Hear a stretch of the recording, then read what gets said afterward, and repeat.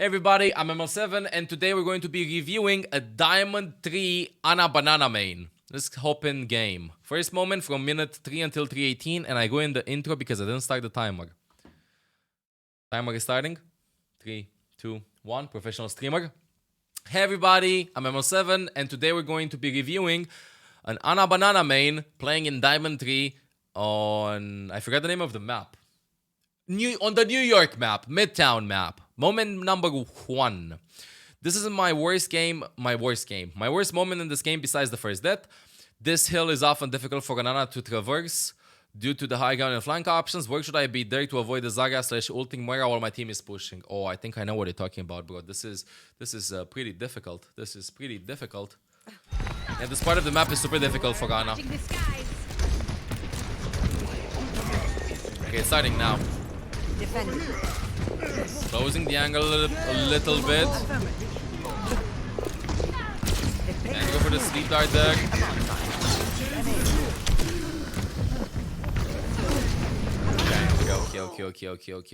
Okay. So, first things first. Talking about like the color scheme of the teams, they're like a bit of a dark blue, and your team is a bit of neon blue, I guess. So what would happen here is the following. Number 1, never, and I say ever, be caught with your pants down here. Okay, never stay there. It sounds very forehead, but in this case, it's a long range map. I know that I have Widowmaker and stuff, and you just want to push the payload. You have two options, okay? You either body up with Reinhardt behind the shield and hope you're going to stay on payload, or you care about yourself and play from a safe spot. In this particular case, this map is super hard to... This point is super hard to play, because in theory, what should happen is only one person should push the payload, and the other should contest high ground from here or from here. That's what should happen. What DPS from your team can do that? No DPS. So you're going to have to stay together as a group. So if you stay together as a group, you have to win a team fight around this area and then push the payload together. You didn't win the team fight and you don't have anybody that can push. So you don't have any good decisions. But you playing up this close, trying to pressure, I kind of like it initially. Let's watch the entire team fight again. You're chilling there, Reinhardt's on payload, you're afraid of Widowmaker sniping you, you don't know where Widowmaker is, Baptiste is just chilling there. The Reinhardt Coalescence is being used. And Pharah's low HP. And Pharah's dead from Widow. Okay, so whenever positioning comes into discussion, I always think about what my other support can do. If my other support is a support that can heal a lot, then I will probably value my life a little bit more. If my other support is a support that can't heal a lot, then I will probably let him do his own thing. So for example, if this would have been Zenyatta instead of Baptiste, I would have probably played like this. Make him safe, let him do whatever he wants, and pop off. But if it's my job to keep my team alive, then I'll prioritize that rather than prioritizing forcing enemies doing stuff. In this case, Baptiste can heal Reinhardt, Baptiste can heal Hanzo, Baptiste can take care of himself, but Baptiste cannot heal your daughter, Pharah. So you should play in a position where you can take care of Pharah and play your life. If your Reinhardt is taking a lot of damage, Bap can heal that up, bro. Plus, he has a shield and stuff. So this specific team fight, it's like this. Wait, the colors changed somehow. Playing against Widowmaker, first things first, you need cover, you need to close the angle. If you feel like Widowmaker can snipe you from this position here, then what's the safest angle? Safest angle is to isolate yourself to the right side and close it out. Because if Widow wants to snipe you, she has to peek like this. So I would instantly, playing against Widowmaker, play from over here, right? Walk onto the right side, play from over here, make it uncomfortable for her. Instead of debating if you stay in the open or not. If you commit on playing underneath, then just play underneath and sneak into this room, which you can do by just going left side over here, throwing a nade and walking in, which is super aggressive, or just push the payload and getting covered. Regardless, play right side in cover, never in the open, and if you're caught in a bad position, get in cover immediately. Here you were in cover, but after this you feel like some pressure was happening, you're confused, what do I do? Do I go inside? Do I go back? Do I go inside? Do I go back? You're like a doggo, you know, you don't know what you want to do. Do I go pee? Do I go play? Do I go sleep? Do I go eat? What am I doing? You know what I mean? Pick something! Pick something! Don't be so indecisive. I want to stay safe. I want to play right side. I want to play far. Decide, okay? Even if it's a bad decision, decide. Because here, you're debating. Should I go there? Should I go there? Should I heal Farah? Did I get the chicken out of the freezer earlier? Like, so many things that are happening.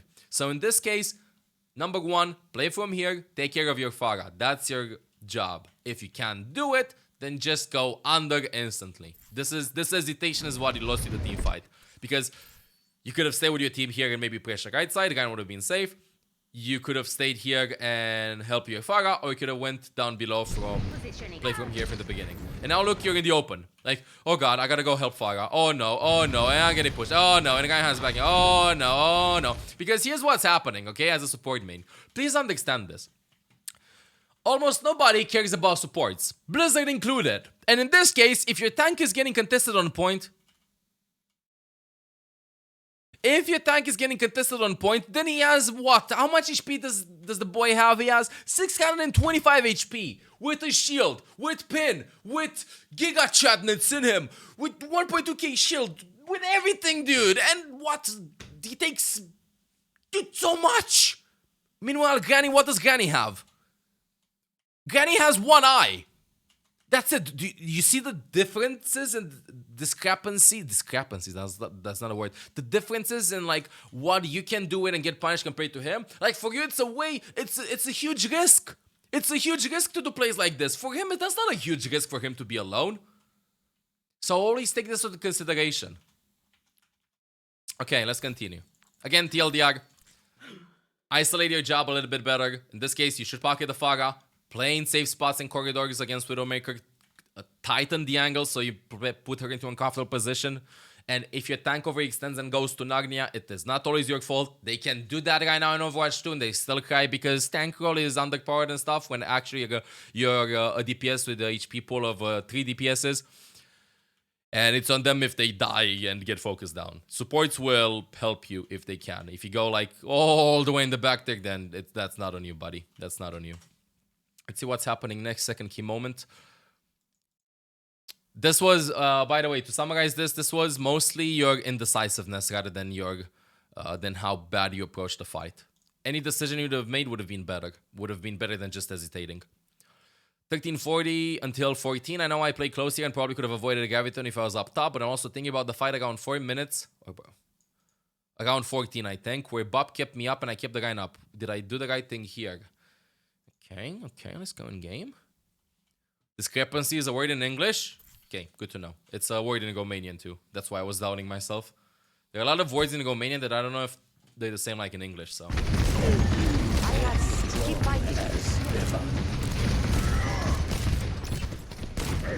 Aggressive. Nice sleep. Super aggressive for Diamond, I'll be honest with you.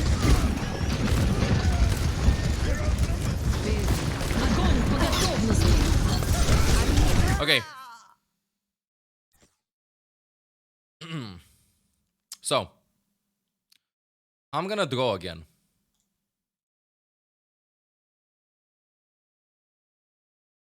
Scenario 1. Okay? And scenario 2. Scenario 1. This is you. And you have to take care of something happening here, here, here, here, here, here, here, here, here, here, here, here, here, and here. And you have to pick the right one. Versus scenario 2. I'm playing, let's say, from here. And because I'm playing from here around this wall and this wall, then I can only see these things that are happening in this area. What are the things that are happening in this area? This thing here, maybe this thing here, this thing here, this thing here.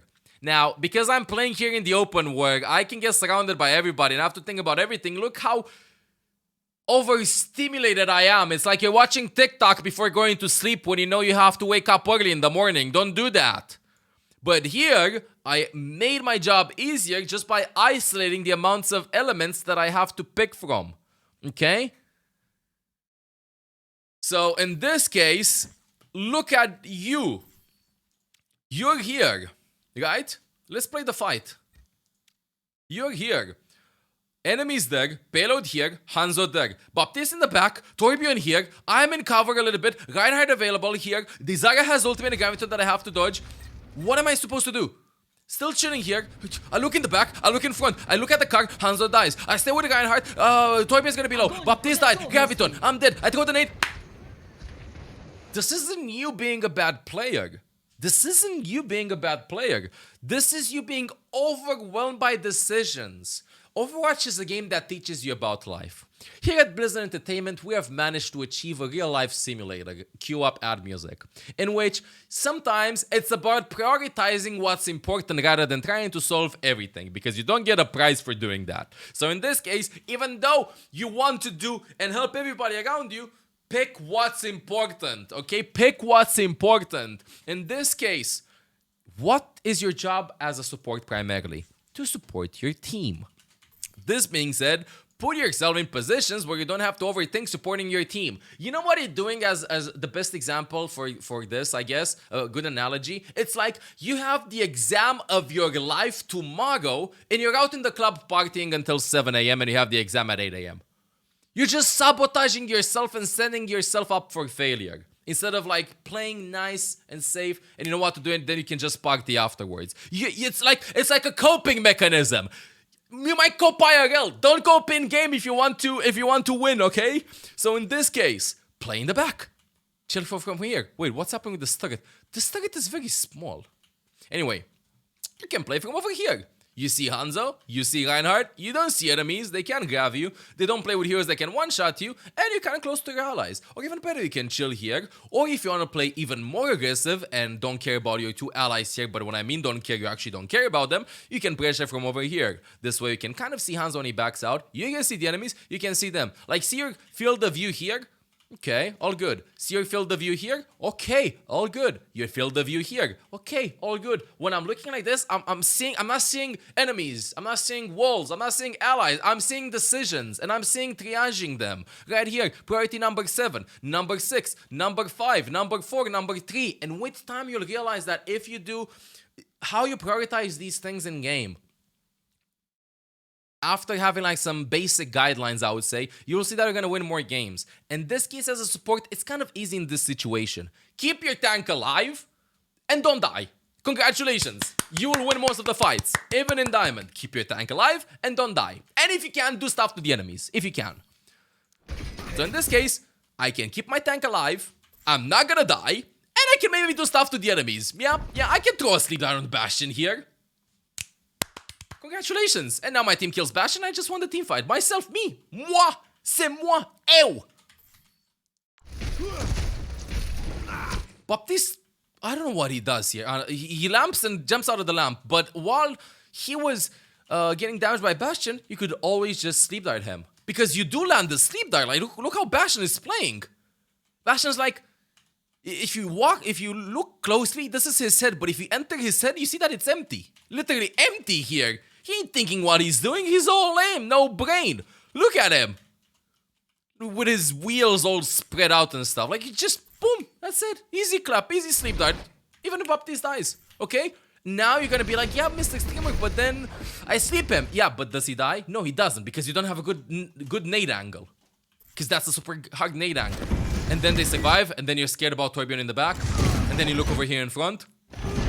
And then Hanzo dies over there, compared to like you playing from here and maybe healing up the Hanzo here that has some clothing and hair issues, I guess. Heal up the Reinhardt. Imagine splashing the nade here onto the Reinhardt. Boom. Farm the nano. Play for the nano. Do good. And never get gaffed because they have graviton issue. Never get gaffed. As a very fast discussion on this, because I don't know if you know this or not, I assume you do, you're in Diamond, but if the enemies don't use their ultimates for about 1.5 to 2 minutes, always presume that they have them available and try to play around that. In this case, if Zarya has Graviton Surge, try to stay in positions where she's not gonna grab you. Forehead streamer, duh! Well, usually she wants to grab when people are stacked together. If you stack with Reinhardt, that's a free graviton. If everybody's just all over the place, then she has to pick. She has to think. Okay? Which is sometimes difficult. So in this case, If she has Graviton, don't stay close. Stay far away, because she hasn't used Grav for quite some time. If they have Blade, for example, save your Sleep Dart, save your Nade, because if you throw the Sleep Dart, a light opens, the light bulb opens in Genji's head, and he's gonna be like, oh, he can sleep me! Whoosh, whoosh, whoosh, whoosh, whoosh. I was like, why isn't this stiff for a bit? It was like wobbly. Anyway. So, to summarize this entire team fight, setting yourself up for success. This is what I think is the difference between... I think it's in the dictionary, I might be wrong. I don't know if it's the same in English, but it's the difference between between smartness and intellectualness, if that makes sense. Smartness is doing the best that you can in a certain situation. Meanwhile, intellectualness is about like knowing a bunch of stuff and setting yourself up before that. You know what I mean? Like, of course, like here how you played this, mechanical wise, of course you could have played a little bit better, but you were smart with this, right? But this wisdom, this wiseness is, you can have wisdom and be wise and still be smart. Like, why are you overcomplicating it? You know what I mean? Okay, what else in the vote give you? I hope this is making a lot of sense, because this painting over here isn't. Picasso. That's it? Wait, that's it in Diamond 3? Okay, if these are your worst moments, I want to see your best moments, because these aren't that bad. These can be easily fixed. Easily fixed. This can be fixed by literally, in the downtime of the team fight, think about what your team should do and what the enemy should do. So for example, right here, right? Fight is over. You're gonna press tab, you're gonna think. 3 minutes passed, she didn't use Graviton. Okay, she has Graviton. I don't have to stay together if she has Graviton. Do we have ultimates? We don't have ultimates. Did they use any ults? They used Blade, they used support ults previously, but they're gonna have them again pretty soon. I don't have them yet. They swapped to Bastion, they use Bastion ultimate. I don't have Bastion ultimate. Okay, so only Graviton's available. Did I get the chicken out of the freezer? I think I did. Okay, I'm 50 on my nano. We have window. Any play that we can set up? No, we're just gonna wait for Hanzo to maybe get a one shot and play around our window. Yeah, nice and chill. We're just chilling here. Compared to...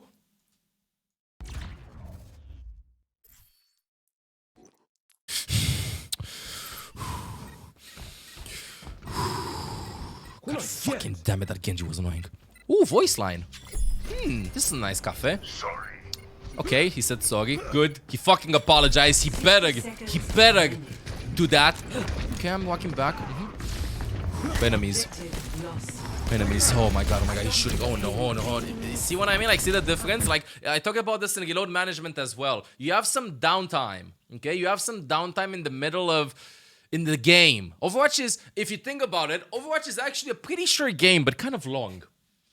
Yeah, wise words. No, it is actually a short game, gameplay-wise. Overwatch is like this. Dancing around, and then smack, smack, smack! And then it's over. And then you dance around, smack, smack, smack! And then it's over. Same thing here. Fight is over, dance around, fight begins. Explosiveness. It's very rarely like intense in all the perfect moment. Every game, in all moments, every game has this. And in that downtime is when you set up what you want to do, right? You're 50 on nano, you have window. This is where the macro comes in. This is where you realize that Zaga doesn't have Graviton. Zaga has Graviton, I mean, but Genji used Blade. What does this mean? This means that if you stay close to your teammates, you can throw your grenade and sleep like quite easily, because if Genji goes to you, then you can... not get punished, because he's gonna feed if he goes for you, right? So like if they do a certain action, then you can counter with your own actions over here. This sleep dart, really good. Let's watch attack though, because we're done with this part. I want to watch attack a bit. I want to see if you're proactive. I want to see how you approach an attack part. Okay, trying to get close. Dodge.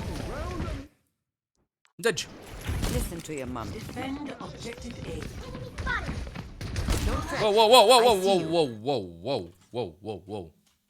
Okay, first things first. You're an Ana main. Let's go inside the head of an Ana main. I see walls there. I see walls there. I see no walls around me. I'm petrified. I'm petrified. I'm gonna die. I need walls. I need walls around me. I need walls. I need walls. You're dead. Literally, you're dead. Play around the car. Like on the card poke from here. You can 15 seconds in, you can see the enemy team comp. Okay? You can listen to the enemies and what they have. See if they have one-shots or not. What if they had Widow here? Dead. They have Zenyatta. He can one-shot you with his right click. Listen for his right click. He shoots his balls, then you can move. Right? Because right now you move in the open. Nice. You see the wall. You're in the open. Still no damage, by the way. Perfect. Chill here. Oh, tiny damage orb. Can't do anything to me. I heal him up. And now I'm in the open again. Oh, no damage orb. Oh, no. Right click from Zarya. Oh, Diva. Diva just got tickled and is spamming I need healing? Let's go inside the head. Is this a key? What the hell? Anyway. Value yourself a little bit more. She just got tickled. That's it. She's a tank. They can take a lot of damage. He got poked a little bit and then unlucky with the damage rate. It happens, but I won't give in. you walked there because of Diva. Now it's swapping to Reinhardt. Okay, changes are happening. Nice. I like this. I like this a little bit better. Tiding the angle right side. Mwah, Chef's kiss. Reloading because he's shielding. Me like Genji like, no, sleep that instant reaction before you deflect. Congratulations, you just carried the team fight. You won the point. It's you. You did this. If the team loses this, then they did this. You're literally 5 vs 3. With that sleep and that fast reactions, perfect. Flawless. Go to the point. This is why you're dying. For this swiftness and decisions. The problem is setting up the decisions before. Whoa, whoa, whoa, whoa. Whoa, whoa. Whoa, whoa, whoa, whoa, whoa, whoa, whoa, whoa, whoa, whoa, whoa, whoa. This is what I was talking about. And we're gonna analyze this team fight for quite a while. So you celebrated that you won Super Bowl, but it's just a halftime show with Rihanna. Okay? It's the same thing. You carried the fight. You carried it. They might get touch. Something might happen. Stop celebrating. Okay? Chill.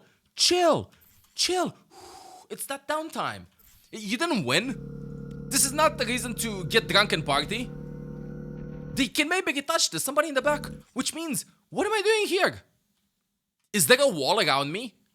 I mean, this isn't actually a wall. This is more of like a pole like this and stuff. This isn't enough to protect me, right?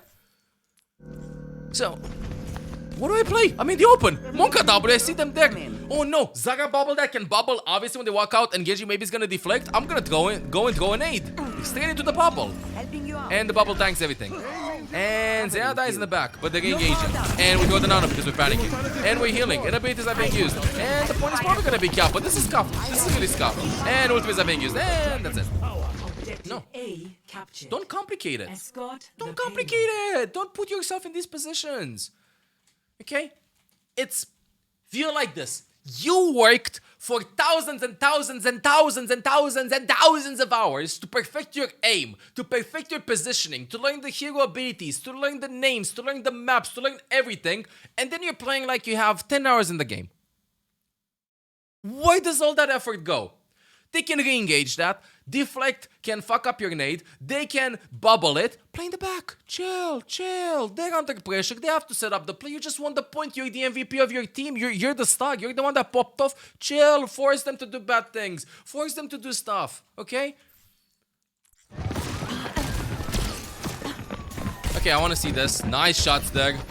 Nice, nice. Oh, taking the mini. Look, the map knowledge. Ah, so close. I love this. Really aggressive. And again, Widow there in the back.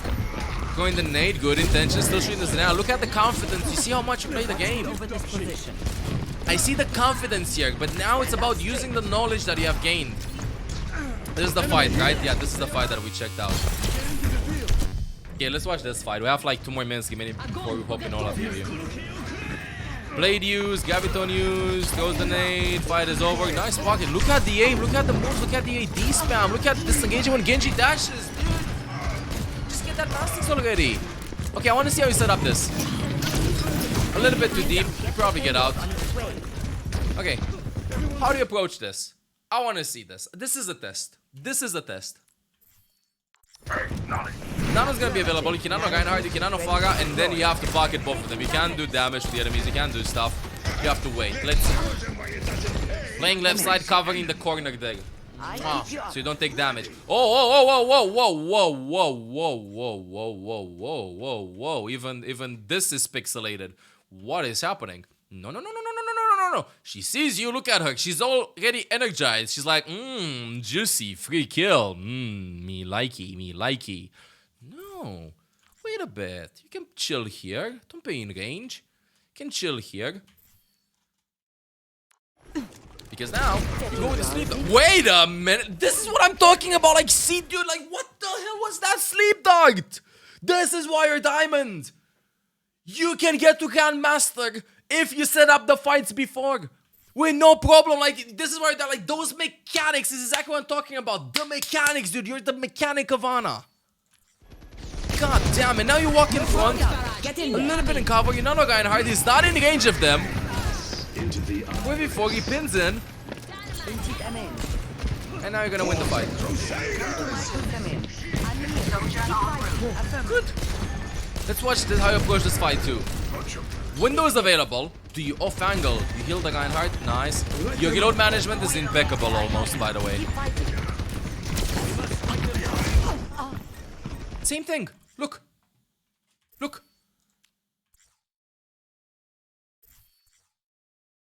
Two in front. Too complicating it. On cocked. Use this cog. Use this cover. Set it up before. Set it up before. Because now you're probably gonna die. If you win this fight, it's gonna be a miracle. They didn't break the wind. It's a miracle. You should have played a lot against this day. It's still losable though. No, it's not losable actually. Did they kill the Moira? Oh, this is hard. If they kill you, it's over. No, kill the Moira. Got a body shot from Widowmaker and then the Reinhardt finish probably. Nice. Like, you have to play more in like spots. Like, probably you thought that you're gonna cap the point, but you have to use walls a little bit more, right? And play in positions where the enemies can maybe focus you. They're thinking about focusing you, but they can't get to you. Does that make sense? So like, if you're playing over here in the back, then that's not pressure for them. You're not making them think what they should do. If you play on payload, it's easy. Focus Ana, don't focus Reinhardt. If you're playing here, it's easy. Focus Reinhardt and payload. Careful about Widowmaker and Ana. But if you're playing here, for example, or here, do we focus Ana or do we focus Reinhardt? You know what I mean? It's about like, you're incredibly good when the situation is presented in front of you and you know what to do then. But you can set things up before. As being said, time to hop in Olaf review. Time to hop in Olaf review. Let's see this. So, aim. Bro, I don't want to even talk about aim. To fight 10%, you're doing amazing with aim.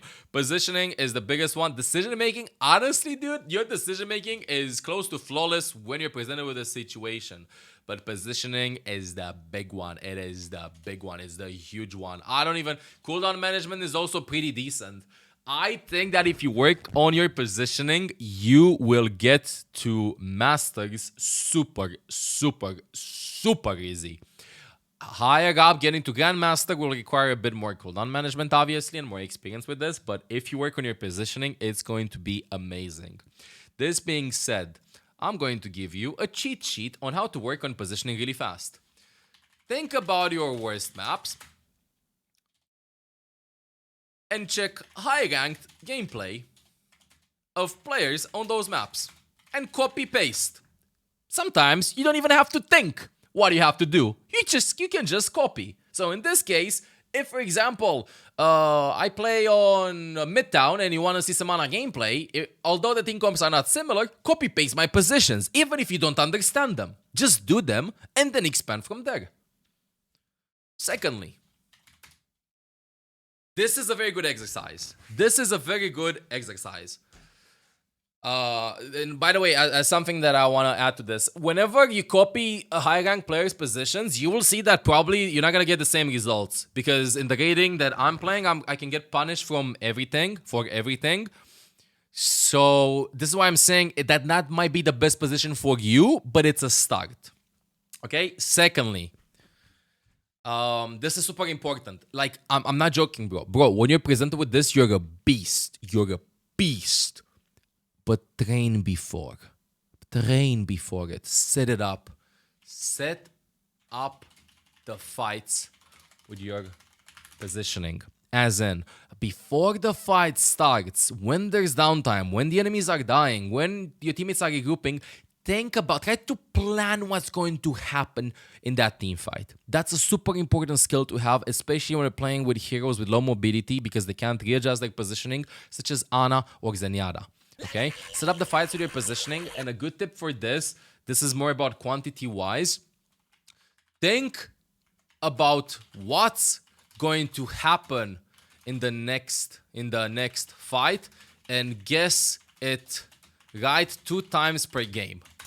This is a super good start. So for example, what I mean by this, you press tab, you realize that they're gonna have Blade, right? Because they haven't bladed in a long time. They have Nano Blade, so you're gonna save your cooldowns. It doesn't matter if you sleep like the Blade. It doesn't matter if somebody dies before. If they Nano Blade that fight, then you did it 1 time. And with time and time and time, the more you add, the more experience you get, you will see that you'll be able to predict the majority of the engages that the enemies are going to... The majority of things that are going to happen in the team fights, and you can plan accordingly.